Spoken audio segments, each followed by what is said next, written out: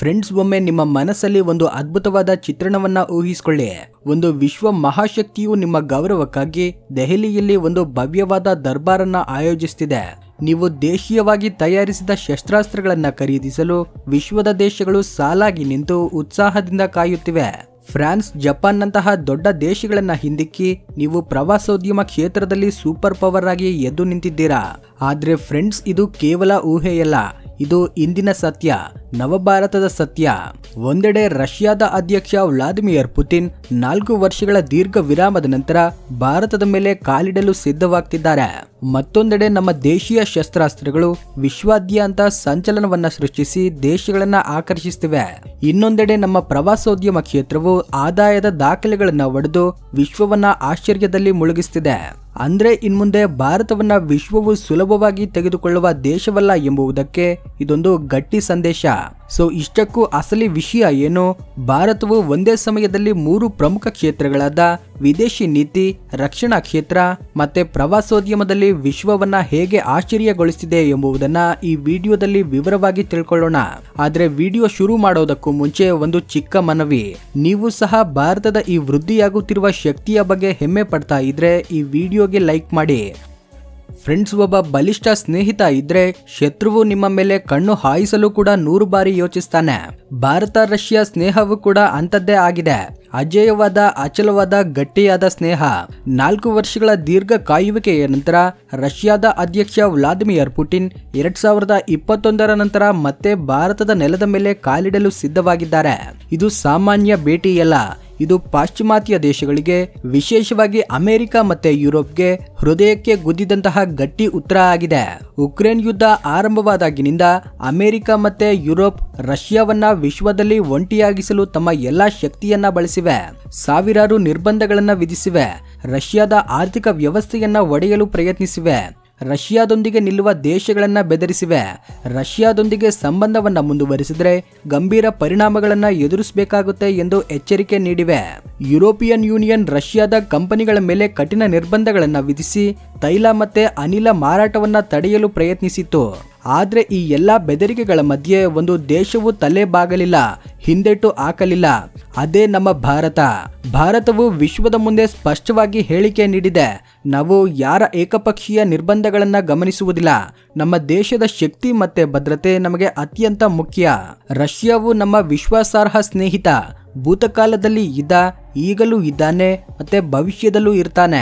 ಪಾಶ್ಚಿಮಾತ್ಯ ದೇಶಗಳು ಏನೇ ಹೇಳಿದ್ರು ಕೂಡ ನಾವು ರಷ್ಯಾದಿಂದ ತೈಲವನ್ನ ಖರೀದಿಸೋದನ್ನ ಮುಂದುವರಿಸ್ತೇವೆ ಎಂದು ಭಾರತ ಸ್ಪಷ್ಟವಾಗಿ ತಿಳಿಸಿದೆ. ಈಗ ಪುಟಿನ್ ಅವರೇ ಸ್ವತಃ ದೆಹಲಿಗೆ ಬರಲಿದ್ದಾರೆ ಎಂದ್ರೆ ಭಾರತದ ವಿದೇಶಿ ನೀತಿಯು ಯಾರ ಒತ್ತಡಕ್ಕೂ ಒಳಗಾಗದೆ ತನ್ನ ಸ್ವಾರ್ಥಕ್ಕೆ ತಕ್ಕಂತೆ ನಡೆಯುತ್ತಿದೆ ಎಂಬುದನ್ನ ಇದು ಸಾಬೀತುಪಡಿಸುತ್ತೆ. ಈ ಭೇಟಿಯು ಕೇವಲ ಒಂದು ಶೃಂಗಸಭೆಯಲ್ಲ, ಇದು ವಿಶ್ವಕ್ಕೆ ಒಂದು ಬಲಿಷ್ಠ ಸಂದೇಶ. ಭಾರತವು ಈಗ ಸ್ವತಂತ್ರ ಶಕ್ತಿಯಾಗಿ ಎದ್ದು ನಿಂತಿದೆ. ಅಮೆರಿಕ, ರಷ್ಯಾ, ಚೀನಾದಂತಹ 3 ಮಹಾಶಕ್ತಿಗಳೊಂದಿಗೆ ತನ್ನ ಬಲದಿಂದ ಸ್ವತಂತ್ರವಾಗಿ ಸಂಬಂಧವನ್ನ ಸ್ಥಾಪಿಸುತ್ತಿದೆ. ಈ ಭೇಟಿಯು ಕೇವಲ ಹಾಯ್ ಹಲೋ ಫೋಟೋ ತೆಗೆಯುವಂತಹ ಔಪಚಾರಿಕತೆಗೆ ಸೀಮಿತವಲ್ಲ. ಕೋಟ್ಯಾಂತರ ಡಾಲರ್ ಮೌಲ್ಯದ ಒಪ್ಪಂದಗಳು ಹಾಗೂ ಭಾರತದ ಭವಿಷ್ಯವು ಈ ಭೇಟಿಯ ಮೇಲೆ ಅವಲಂಬಿತವಾಗಿದೆ. ವಿಶ್ವದ ಅತ್ಯಂತ ಶಕ್ತಿಶಾಲಿಯಾದ ಬ್ರಹ್ಮೋಸ್ ಮಿಸೈಲ್ನ ಹೊಸ ಆವೃತ್ತಿಯ ಬಗ್ಗೆ ಚರ್ಚೆಗಳು ನಡೆಯಲಿವೆ. S-400 ನಂತಹ ಅಜೇಯವಾದ ಆಕಾಶ ರಕ್ಷಣಾ ವ್ಯವಸ್ಥೆ, ಈಗಾಗಲೇ ಶತ್ರು ದೇಶಗಳ ನಿದ್ದೆಗೆಡಿಸಿರುವ ಆ ವ್ಯವಸ್ಥೆಯ ಬಗ್ಗೆಯೂ ಚರ್ಚೆಗಳು ನಡೆಯುತ್ತವೆ. ಇದಷ್ಟೇ ಅಲ್ಲ, ರಷ್ಯಾದೊಂದಿಗೆ ಸೇರಿ ಭಾರತವು ಹೊಸ ಅಣುಶಕ್ತಿ ಕೇಂದ್ರವನ್ನ ನಿರ್ಮಿಸಲು ಸಿದ್ಧವಾಗ್ತಿದೆ. ಫ್ರೆಂಡ್ಸ್, ಒಮ್ಮೆ ಊಹಿಸಿಕೊಳ್ಳಿ, ಒಂದೆಡೆ ವಿಶ್ವವು ರಷ್ಯಾದ ಮೇಲೆ ನಿರ್ಬಂಧಗಳನ್ನ ವಿಧಿಸುತ್ತಿರುವಾಗ ಮತ್ತೊಂದೆಡೆ ಭಾರತ ಮತ್ತೆ ರಷ್ಯಾವು ಅಣುಶಕ್ತಿ ಕೇಂದ್ರದಲ್ಲಿ ಇತಿಹಾಸ ಸೃಷ್ಟಿಸಲು ಸಿದ್ಧವಾಗಿವೆ. ರಷ್ಯಾವು ಭಾರತವನ್ನ ಆರ್ಕ್ಟಿಕ್ನಲ್ಲಿ ಹೂಡಿಕೆ ಮಾಡಲು ಕೋರ್ತಿದೆ. ಅಲ್ಲಿ ತೈಲ, ಅನಿಲ ಮತ್ತೆ ಖನಿಜ ಸಂಪತ್ತು ಅಪಾರವಾಗಿದೆ. ಈ ಕಾರ್ಯತಂತ್ರದ ಒಡಂಬಡಿಕೆಯು ಮುಂದಿನ 50 ವರ್ಷಗಳಲ್ಲಿ ಭಾರತವನ್ನ ಶಕ್ತಿ ಕ್ಷೇತ್ರದಲ್ಲಿ ಸ್ವಾವಲಂಬಿಯಾಗಿಸುತ್ತೆ. ಆಪರೇಷನ್ ಸಿಂಧೂರ್ ಸಮಯದಲ್ಲಿ ಪ್ರಧಾನಿ ಮೋದಿ ಮತ್ತೆ ಪುಟಿನ್ರ ನಡುವೆ ಒಂದು ಫೋನ್ ಕಾಲ್ ಮೂಲಕ ನಡೆದ ಆ ಘಟನೆ, ಬ್ರಹ್ಮೋಸ್ ಮತ್ತೆ S-400 ಅನ್ನ ಬಳಸಿಕೊಂಡು ಪಾಕಿಸ್ತಾನದಲ್ಲಿನ ಭಯೋತ್ಪಾದಕ ಶಿಬಿರಗಳನ್ನ ಧ್ವಂಸಗೊಳಿಸಿದ ಆ ಘಟನೆ, ಚೀನಾದಿಂದ ಬಂದ ಶಸ್ತ್ರಾಸ್ತ್ರಗಳಿಂದ ತುಂಬಿದ ಆ ಶಿಬಿರಗಳನ್ನ ನಾಶಪಡಿಸಿದ ಘಟನೆಗಳು ನಿಮಗೆ ನೆನಪಿರಬಹುದು. ಆದ್ದರಿಂದ ಈ ಸ್ನೇಹವು ಕೇವಲ ಮಾತಿನ ಮೇಲೆ ಅಲ್ಲ, ಕಾರ್ಯದ ಮೇಲೆ ನಿಂತಿರುವ ಸತ್ಯವಾಗಿದೆ. ಒಂದು ಬಲಿಷ್ಠ ವಿದೇಶಿ ನೀತಿಗೆ ಬಲವನ್ನು ಒದಗಿಸುವ ಒಂದು ಬಲಿಷ್ಠ ಸೈನ್ಯ ಆಗಿದೆ. ಫ್ರೆಂಡ್ಸ್, ಒಮ್ಮೆ ಊಹಿಸ್ಕೊಳ್ಳಿ, ನೀವು ಒಂದು ಹೊಸ ವ್ಯಾಪಾರವನ್ನ ಆರಂಭಿಸಿದ್ದೀರಾ. ಆದ್ರೆ ಮಾರುಕಟ್ಟೆಯಲ್ಲಿ ನಿಮಗೆ ಗುರುತಿಲ್ಲ, ಯಾರು ನಿಮ್ಮ ಮಾತನ್ನ ಕೇಳೋದಿಲ್ಲ. ನಿಮ್ಮ ಮುಂದೆ ಅಮೆರಿಕ, ರಷ್ಯಾ, ಚೀನಾದಂತಹ ದೊಡ್ಡ ವ್ಯಾಪಾರಿಗಳಿದ್ದಾರೆ. ಗುಣಮಟ್ಟದ ಶಸ್ತ್ರಾಸ್ತ್ರಗಳಿಗಾಗಿ ಜನರು ಅಮೆರಿಕ ಅಥವಾ ರಷ್ಯಾದ ಕಡೆಗೆ ಹೋಗ್ತಿದ್ದಾರೆ. ಅಗ್ಗದ ಮತ್ತೆ ಕಡಿಮೆ ಗುಣಮಟ್ಟದ ಶಸ್ತ್ರಾಸ್ತ್ರಗಳಿಗಾಗಿ ಚೀನಾದ ಕಡೆಗೆ ಹೋಗ್ತಿದ್ದಾರೆ. ಇಂತಹ ಪರಿಸ್ಥಿತಿಯಲ್ಲಿ ಭಾರತವು ಎಲ್ಲೋ ಒಂದು ಮೂಲೆಯಲ್ಲಿತ್ತು. ನಾವು ವಿಶ್ವದ ಅತಿ ದೊಡ್ಡ ಶಸ್ತ್ರಾಸ್ತ್ರ ಖರೀದಿದಾರರಾಗಿದ್ದೇವೆ, ಆದ್ರೆ ತಯಾರಕರಲ್ಲ. 7-8 ವರ್ಷಗಳ ಹಿಂದೆಯವರೆಗೂ ಭಾರತವು ಶಸ್ತ್ರಾಸ್ತ್ರಗಳನ್ನ ತಯಾರಿಸಬಲ್ಲದು ಎಂದು ಯಾರೂ ನಂಬಿರಲಿಲ್ಲ. ಆದ್ರೆ ಭಾರತವು ಒಂದು ಮಾರ್ಗವನ್ನ ಆಯ್ಕೆ ಮಾಡಿಕೊಂಡಿತ್ತು. ಆ ಮಾರ್ಗವು ಆಟವನ್ನ ಸಂಪೂರ್ಣವಾಗಿ ಬದಲಾಯಿಸಿತು. ಭಾರತವು ಲಾಭದ ಬಗ್ಗೆ ಯೋಚಿಸಲಿಲ್ಲ, ಕೇವಲ ಒಂದೇ ಒಂದು ವಿಷಯದ ಮೇಲೆ ಗಮನ ಕೇಂದ್ರೀಕರಿಸಿತು, ಅದೇ ಗುಣಮಟ್ಟ. ಆರಂಭದಲ್ಲಿ ತಿರಸ್ಕಾರಗಳು ಎದುರಾದವು, ಆದ್ರೆ ನಮಗೊಂದು ಅವಕಾಶ ಬೇಕಿತ್ತು. ಆ ಅವಕಾಶವನ್ನ ನಮಗೆ ಒದಗಿಸಿದ್ದು ಅರ್ಮೇನಿಯಾ ರಾಷ್ಟ್ರ. ಅರ್ಮೇನಿಯಾವು ನಮ್ಮ ATAGS ಅಂದ್ರೆ ನಮ್ಮ ದೇಶೀಯ ಬಂದೂಕುಗಳ ಮೇಲೆ ವಿಶ್ವಾಸವಿಟ್ಟು ಡಜನ್ ಗಟ್ಟಲೆ ಬಂದೂಕುಗಳನ್ನ ಖರೀದಿಸಿದೆ. ಈ ಮೇಡ್ ಇನ್ ಇಂಡಿಯಾ ಬಂದೂಕುಗಳು ಅರ್ಮೇನಿಯಾದ ನೆಲದ ಮೇಲೆ ತಮ್ಮ ಶಕ್ತಿಯನ್ನ ತೋರಿಸಿದವು. ಅನಂತರ ನಡೆದದ್ದೆಲ್ಲ ಇತಿಹಾಸ. ಅರ್ಮೇನಿಯಾವು ನಮ್ಮ ಫಿರಂಗಿಗಳ ಕಾರ್ಯಕ್ಷಮತೆಯಿಂದ ತುಂಬಾ ಸಂತೋಷವಾಗಿದೆ. ಈಗ ಮತ್ತೆ 80 ATAGS ಬಂದೂಕುಗಳನ್ನು ಖರೀದಿಸಲು ಸಿದ್ಧವಾಗಿದೆ. 80 ಅಂದ್ರೆ ಭವಿಷ್ಯದಲ್ಲಿ ಅರ್ಮೇನಿಯಾದ ಸಂಪೂರ್ಣ ಫಿರಂಗಿ ವ್ಯವಸ್ಥೆಯು ಮೇಡ್ ಇನ್ ಇಂಡಿಯಾ ಆಗಲಿದೆ. ಆದ್ರೆ ಕತೆ ಇಲ್ಲಿಗೆ ನಿಲ್ಲಲ್ಲ. ಅರ್ಮೇನಿಯಾವು ಈಗ ನಮ್ಮ ಬ್ರಹ್ಮೋಸ್ ಮಿಸೈಲ್ಗಳು ಮತ್ತೆ ಆಕಾಶ ರಕ್ಷಣಾ ವ್ಯವಸ್ಥೆಯನ್ನ ಕೇಳ್ತಿದೆ. ಅವರ ಬಳಿ ಸಂಪೂರ್ಣ ಹಣವಿಲ್ಲದಿದ್ರೂ ಕೂಡ ಭಾರತವು ಸಾಲವನ್ನ ಒದಗಿಸಲು ಕೇಳ್ಕೊಳ್ತಿದ್ದಾರೆ. ತಾವು ಸಾಲದ ರೂಪದಲ್ಲಿ ಹಣವನ್ನ ಪಾವತಿಸುವುದಾಗಿ ಹೇಳ್ತಿದ್ದಾರೆ. ಭಾರತವು ಇದಕ್ಕೆ ಸಿದ್ಧವಾಗಿದೆ. ಇದು ಕೇವಲ ಆರಂಭವಷ್ಟೇ. ಮತ್ತೊಂದೆಡೆ ಫಿಲಿಪೈನ್ಸ್ ನಮ್ಮ ಬ್ರಹ್ಮೋಸ್ ಮಿಸೈಲ್ಗಳನ್ನ ಖರೀದಿಸಿದೆ. ಶೀಘ್ರದಲ್ಲೇ $700 ಮಿಲಿಯನ್ ಮತ್ತೊಂದು ಆರ್ಡರ್ ಸಿಗಲಿದೆ. ಡಜನ್ ಗಟ್ಟಲೆ ದೇಶಗಳು ಈಗ ಭಾರತದ ಮುಂದೆ ಸಾಲಾಗಿ ನಿಂತಿವೆ. ಅಂದ್ರೆ ನಮ್ಮ ಆರಂಭವು ನಿಧಾನವಾಗಿರಬಹುದು, ಆದ್ರೆ ಈಗ ನಮ್ಮ ರಕ್ಷಣಾ ಕ್ಷೇತ್ರದ ಅಡಿಪಾಯವು ಸಂಪೂರ್ಣವಾಗಿ ಬಲವಾಗಿದೆ. ನಿಜವಾದ ಶಕ್ತಿಯು ವಿಶ್ವವು ನಿಮ್ಮ ದೇಶವನ್ನ ಭೇಟಿಯಾಗಲು ತಡಬಡಿಸಿದಾಗ, ನಿಮ್ಮ ಸಂಸ್ಕೃತಿಯನ್ನ, ಖ್ಯಾತಿಯನ್ನ, ಸೌಂದರ್ಯವನ್ನ ಕಾಣಲು ಉತ್ಸುಕರಾಗಿದ್ದಾಗ ಬರುತ್ತೆ.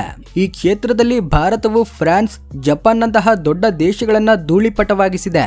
ವರ್ಲ್ಡ್ ಟ್ರಾವೆಲ್ ಟೂರಿಸಂ ಕೌನ್ಸಿಲ್ನ 2024-25 ವರದಿಯು ವಿಶ್ವಾದ್ಯಂತ ಸಂಚಲನೆಯನ್ನ ಸೃಷ್ಟಿಸಿದೆ. ಈ ವರದಿಯ ಪ್ರಕಾರ ಭಾರತದ ಪ್ರವಾಸೋದ್ಯಮ ಕ್ಷೇತ್ರವು $231.6 ಬಿಲಿಯನ್ ಆದಾಯವನ್ನ ಸಾಧಿಸಿದೆ. ಅಂದರೆ ಸುಮಾರು 19.4 ಲಕ್ಷ ಕೋಟಿ ರೂಪಾಯಿಗಳ ದಾಖಲೆಯ ಆದಾಯವನ್ನ ಸಾಧಿಸಿದೆ. ಅತಿ ದೊಡ್ಡ ವಿಷಯ ಏನೆಂದ್ರೆ, ಭಾರತವು ಈಗ ವಿಶ್ವದ 8ನೇ ಅತಿ ದೊಡ್ಡ ಪ್ರವಾಸೋದ್ಯಮ ಆರ್ಥಿಕ ವ್ಯವಸ್ಥೆಯಾಗಿ ಎದ್ದು ನಿಂತಿದೆ. ಫ್ರಾನ್ಸ್, ಜಪಾನ್ಗಳನ್ನ ಹಿಂದಿಕ್ಕಿದೆ. ಇಂದು ವಿಶ್ವದ ಟಾಪ್ 10 ದೇಶಗಳ ಪಟ್ಟಿಯಲ್ಲಿ America, China, Germany, Britain, Mexico, Italy, Spain ದೇಶಗಳು ಮೊದಲ 7 ಸ್ಥಾನಗಳಲ್ಲಿದ್ರೆ 8ನೇ ಸ್ಥಾನದಲ್ಲಿ ನಮ್ಮ ಭಾರತ ಇದೆ. ಅಂದ್ರೆ ಒಮ್ಮೆ ಯೋಚಿಸಿ, 2013ರಲ್ಲಿ ನಾವು 24ನೇ ಸ್ಥಾನದಲ್ಲಿದ್ದೆವು. ಆಗ ಕೇವಲ 70 ಲಕ್ಷ ವಿದೇಶಿ ಪ್ರವಾಸಿಗರಷ್ಟೇ ಬರ್ತಿದ್ದರು.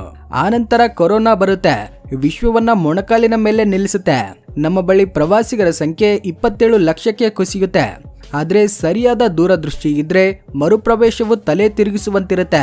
ಮೋದಿ ಸರ್ಕಾರವು ಪ್ರವಾಸೋದ್ಯಮ ಬಜೆಟ್ ಅನ್ನ 500 ಕೋಟಿಗಳಿಂದ 2400 ಕೋಟಿಗಳಿಗೆ ಏರಿಸಿತು. ಇನ್ಕ್ರೆಡಿಬಲ್ ಇಂಡಿಯಾ 2.0 ನಂತಹ ಡಿಜಿಟಲ್ ಕ್ಯಾಂಪೇನ್ ಗಳನ್ನ ನಡೆಸಿತು. ಸ್ವದೇಶ್ ದರ್ಶನ್ ಯೋಜನೆಯ ಮೂಲಕ ನಮ್ಮ ಆಧ್ಯಾತ್ಮಿಕ ಮತ್ತೆ ಸಾಂಸ್ಕೃತಿಕ ಸ್ಥಳಗಳನ್ನ ಅದ್ಭುತವಾಗಿ ಸುಧಾರಿಸಿತು. ಪುಟಿನ್ರ ಆಗಮನ, ಬ್ರಹ್ಮೋಸ್ ಮಾರಾಟ, ಪ್ರವಾಸೋದ್ಯಮ ಕ್ಷೇತ್ರದಲ್ಲಿ ಗಮನಾರ್ಹ ಏರಿಕೆ ಇವೆಲ್ಲವೂ 21ನೇ ಶತಮಾನವು ಭಾರತದ ಶತಮಾನವೆಂದು ಸಾಬೀತುಪಡಿಸುತ್ತಿವೆ. ಈ ನವ ಭಾರತದ ರೂಪದ ಬಗ್ಗೆ ನೀವೇನ್ ಯೋಚನೆ ಮಾಡ್ತಿದ್ದೀರಾ? ಈ ಬದಲಾವಣೆಯ ಬಗ್ಗೆ ನಿಮಗೆ ಹೆಮ್ಮೆ ಇದ್ರೆ ಕಮೆಂಟ್ ಸೆಕ್ಷನ್ ನಲ್ಲಿ ಜೈ ಹಿಂದ್ ಎಂದು ಟೈಪ್ ಮಾಡಿ. ಹಾಗೇನೆ ವಿಡಿಯೋಗೆ ಲೈಕ್ ಮಾಡಿ. ಇಂತಹ ಆಸಕ್ತಿಯಾದ ವಿಡಿಯೋಗಳಿಗಾಗಿ ನಮ್ಮ ಚಾನೆಲ್ನ ಸಬ್ಸ್ಕ್ರೈಬ್ ಆಗಿ ಪಕ್ಕದಲ್ಲಿರುವ ಬೆಲ್ ಐಕಾನ್ನ ಪ್ರೆಸ್ ಮಾಡಿ. ಜೈ ಹಿಂದ್.